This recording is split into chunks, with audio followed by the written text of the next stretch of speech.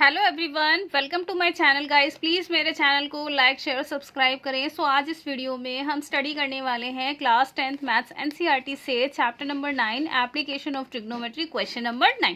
Question number 9 है the angle of elevation of the top of a building from the foot of the tower is 30 degree and the angle of elevation of the top of the tower from the foot of the building is 60 degree. If the tower is 15 meter high, find the height of the building. देखिए question में हमें बोला जा रहा है कि the angle of elevation of the top of a building, एक building है हमारे पास और एक हमारे पास टावर है। देखिए एक टावर है हमारे पास और एक हमारे पास बिल्डिंग है। Okay, and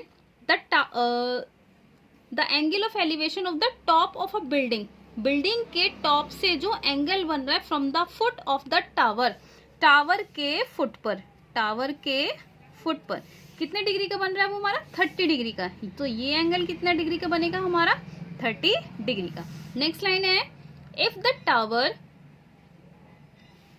the angle of elevation of the top of the tower, इसका मतलब अब टावर के टॉप से हमारे पास एंगल बन रहा है from the foot of the building, building के जो फुट को टच कर रहा है कितना 60 डिग्री। इस टाइप के क्वेश्चंस पे स्टूडेंट्स को हमेशा कंफ्यूजन होता है कि हम टावर को बड़ा लेंगे या फिर बिल्डिंग का, किसकी हाइट हमें ज्यादा लेनी है।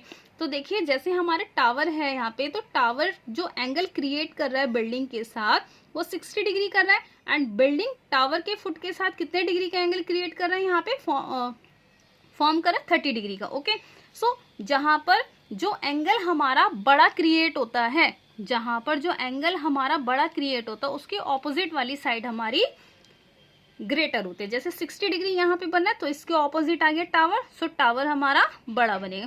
30 के सामने बिल्डिंग आ गया, 30 के ऑपोजिट बिल्डिंग, सो 30 इसका मतलब बिल्डिंग हमारी छोटी होगी। ओके, इस टाइप से हम इस क्वेश्चन को सॉल्व करेंगे।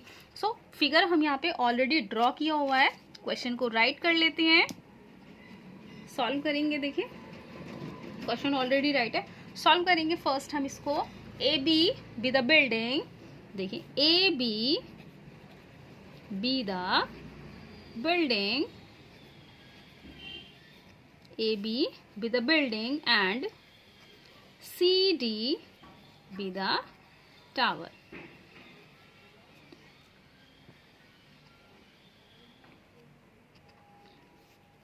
A B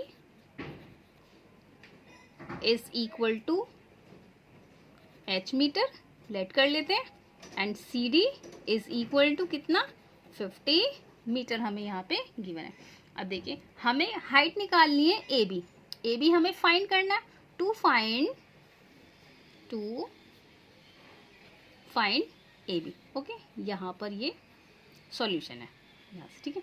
to find C D is equal to 50 meter, तो कहाँ ट्राइंगल कौन सा लेंगे हम इसमें, देखिए triangle A B C, triangle A B C और triangle B C D, triangle B C D.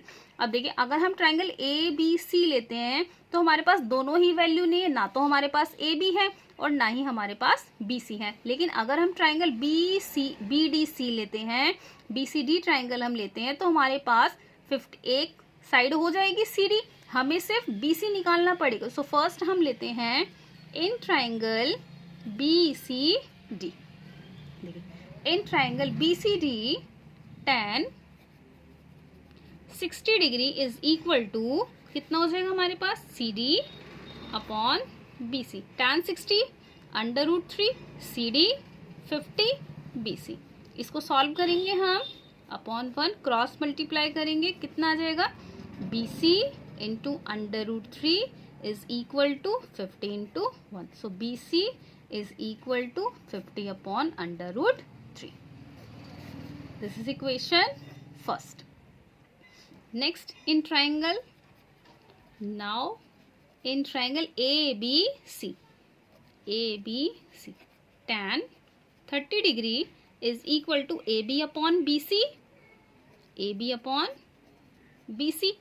AB हमें फाइंड करना है, tan 30 कितना होता है 1/√3, AB हमें फाइंड करना है which is h meter, BC हमारे पास from first, so 50 upon √3 from first. हम क्रॉस मल्टीप्लाई करेंगे, अब क्रॉस मल्टीप्लाई करेंगे, देखो 50 upon under root 3 is equal to h root 3.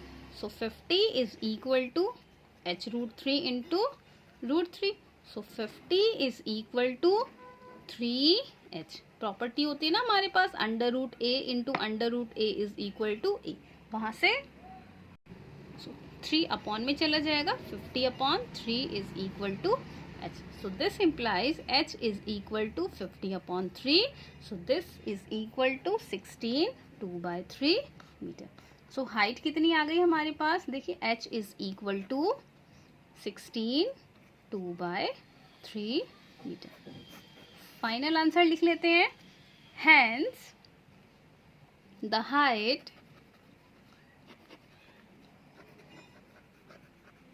of the building